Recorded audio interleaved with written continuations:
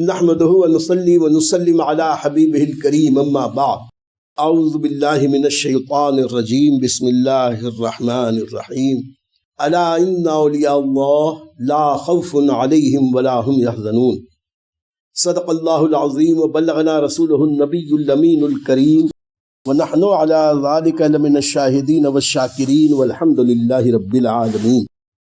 عزیزان گرامی السلام علیکم ورحمۃ اللہ وبرکاتہ۔ الحمدللہ ثم الحمدللہ، اس وقت ہم لوگ خلد آباد شریف کے قریب انتہائی آخری حصے پر اس کمپاؤنڈ میں جہاں ہم حاضر ہیں،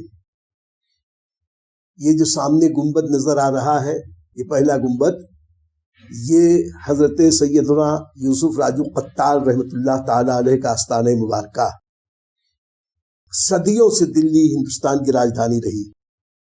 پھر جب مسلمان بادشاہوں کا زمانہ آیا تو انہی میں ایک بادشاہ آیا تغلق خاندان کا فرما روا، اس کو ایک سنک سوار اور دولت آباد پہ قبضہ ہوا تو اس نے کہا کہ ہماری دارالسلطنت، ہمارا پایہ تخت دلی کی بجائے ہم دولت آباد کو بناتے ہیں، اس لیے سارے دلی کے رہائشی دولت آباد چلو، خلد آباد چلو۔ اب ایسا زبردست فرمان تھا کہ اس فرمان کی سرتابی کوئی کر نہیں پاتا، اسی لیے محاورے کی دنیا میں ایک محاورہ ہے، تغلقی فرمان جاری ہوا۔ تغلقی فرمان جاری ہوا کا مطلب یہ کہ کوئی آدمی اگر اپنے زیر دستوں کے اوپر زبردستی کوئی حکم نافذ کر دیتا ہے اور سب کو مجبور کرتا ہے کسی ایک بات پر عمل کرنے کے لیے، تو کہتے ہیں کہ فلاں کا تغلقی فرمان جاری ہوا۔ تغلق نے یہ فرمان جاری کر دیا کہ دلی خالی کرو، تو سب خالی کرتی۔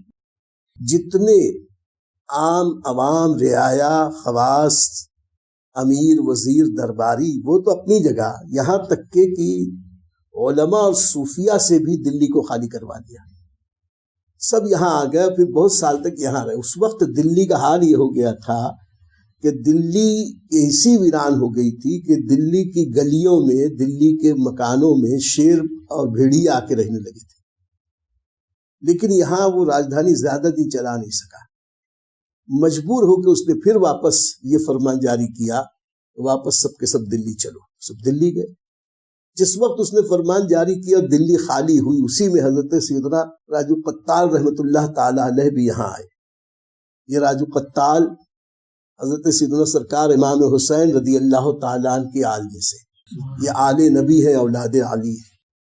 یہ آئے، ان کی زوجہ مبارکہ آئیں، ان کے بیٹے جگ اجیارے سلسلہ چشت کے دکن کے شہنشاہ حضرت سیدنا سید محمد بندہ نواز عرف گیسو دراز رحمۃ اللہ تعالی علیہ۔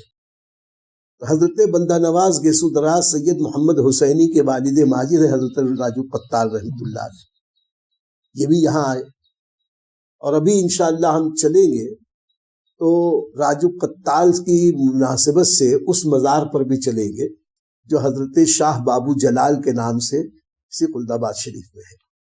حضرت بابو جلال مجذوب تھے اور عالم جذب میں رہتے تھے، زمانہ ان کا یہ راجو قتال کا تھا۔ بندہ نواز کو لے کے جب یہ یہاں آئے تھے تو حضرت بندہ نواز بہت خرد سال تھے، چھوٹے تھے۔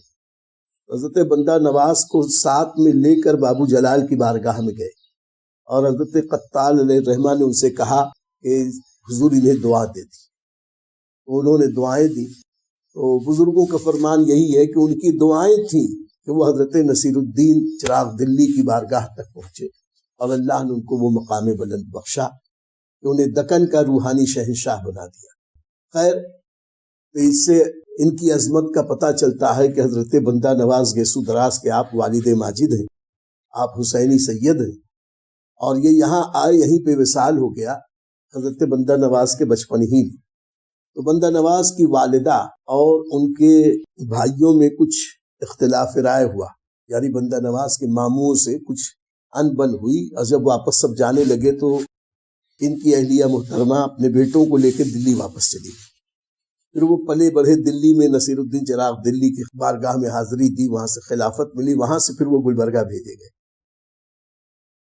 حضرت راجو قتال رحمۃ اللہ تعالی علیہ اس قدر اس علاقے کے مشہور بزرگ تھے اور اتنی مقبولیت تھی، خاص طور سے جو بڑے بڑے امیر وزیر بادشاہ ہندوستان کے مسلمان رجواڑے، ان لوگوں میں ان کو بہت زیادہ مقبولیت تھی. اسی لیے آپ دیکھیں کہ ان کی قبر کے اس طرف، مزار پاک کے اس طرف ایک قبر ہے ابو الحسن تانا شاہ. یہ دیکھو یہ اور وہ جو سامنے جو لال پتھروں کی باؤنڈری دکھ رہی ہے، اس میں برہان پور کے صوبیدار کے رشتہ دار دفن ہیں. یہ پیچھے دیکھے بڑے بڑے جو کالے پتھروں کے مقبرے نظر آ رہے ہیں، بہت سارے ہیں. یہ عادل شاہی سلطنت کے یہ سب بادشاہ گزرے ہیں. اب یہ سب بادشاہوں نے بھی یہی اپنی قبریں بنوانے کا حکم دیا. ابھی ہم لوگ باہر جب نکلیں گے تو سامنے ملک امبر جو حبشہ کا رہنے والا تھا، گورنر تھا وہاں. ملک امبر اورنگ آباد کو بہت ڈیولپ کیا. اس نے بھی وصیت کی تھی کہ مجھ کو یہیں پہ دفن کیا جائے. میرا خیال ہے ان لوگوں کے ذہن میں یہ رہا ہوگا ہماری قبروں پہ تو کوئی آنے والا نہیں، اولیاء اللہ کے مزارات پہ لوگ آئیں گے تو اسی بہانے ہمارے یہاں آئیں گے، تو اتنی شاندار شاندار مقبرے بنا. ابھی حضرت راجو قتال کے آستانے کی قبلے کی طرف اس مسجد میں ہم لوگ بیٹھے ہیں. اللہ والوں کا ذکر ہو رہا ہے. اور میں نے پیچھے ابھی یہ جو پیچھے جو نشیب میں قبر بتائی، اس پہ لکھا ہے نصیر الدین پون پیک. اس کو اردو میں آج کل کے بچے پڑھیں گے تو پون پڑھیں گے، وہی جانتے ہی نہیں. اصل میں یہ پون کے معنی ہے ہوا، پیک کے معنی ہے قاصد. پیک فارسی لفظ ہے، تو پون پیک کا مطلب ہوا ہوائی قاصد. دراصل یہ ان کی عرفیت ہے.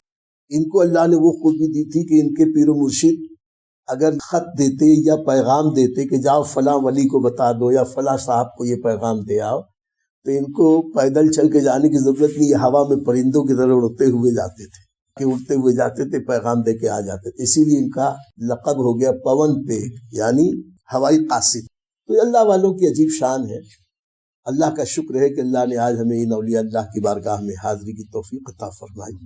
اور ہمیں یقین ہے کہ اللہ تعالیٰ نے جب یہ کرم کیا ہے، اولیاء اللہ کی محبت ہمارے دل میں پیدا فرمائی ہے، تو اس محبت کی برکت بھی اللہ عطا فرمائے.